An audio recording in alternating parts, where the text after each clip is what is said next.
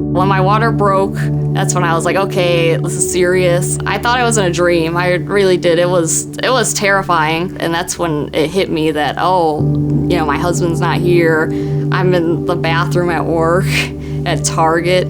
And it was just so crazy to me. Well, the next phone call I got was from the police officer that was on site at Target with her, Officer Dilks, and he called me and basically just said that, like, hey, your wife had her baby in the Target bathroom. The EMTs, when they arrived, they came in and they cut his cord and they took him, started suctioning him and doing compressions and getting him kind of going. And then they said, we need to get him warm. We need your body heat. I know that they just couldn't believe how tiny he was because he was so small and not breathing, like dark purple. Both of them were okay. And then they're on their way to St. Clair. And so basically I said, okay, I'm on my way. And I hung up the phone and left. When I came around the corner, that's when I saw how small Dean was. And I immediately said, that is a very small premature baby, and we just jumped into action. So as soon as we got him stable, we actually brought his parents into the room. I was able to step right out of the room and call the access center and call Cardinal Glennon. So essentially, the plan was in motion for him. At this point, he had a breathing tube, and he was what we call hemodynamically stable. But we had known that he had gone through a lot. He was, at this point, probably had been at least an hour old.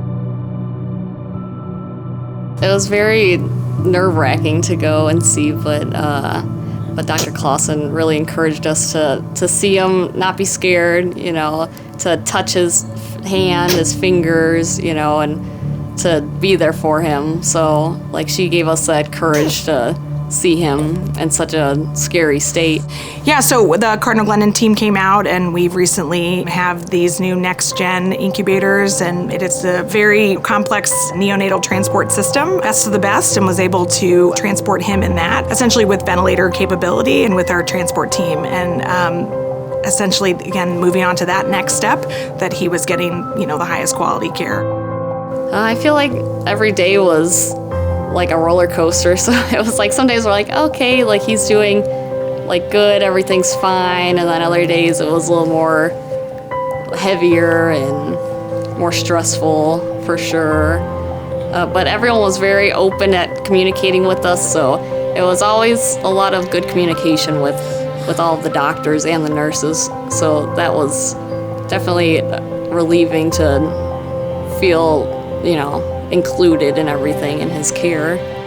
So Dean was born at 25 weeks gestation. Normal gestation for pregnancy is 40 weeks of the subjects of neonatology. So for a baby such as Dean, he was 15 weeks before his due date. He actually ended up going home a week after his due date, so he was in the NICU for 16 weeks. And that is a really great course for a baby who is 25 weeks. Some babies have to stay longer than that. Dean is doing fantastic. Most importantly, his neurodevelopmental outcome is wonderful, and it's beyond what we had even expected.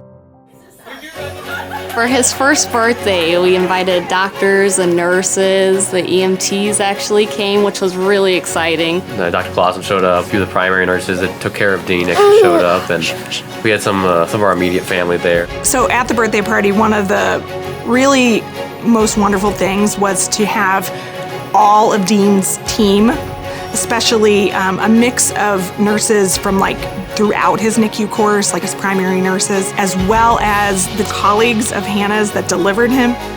Everyone's got a job to do here, but the difference that Cardinal Glennon makes is that everyone goes above and beyond their job. They saved his life that day, so it was kind of emotional in a way, but it was also very nice and it was very joyful to see everybody.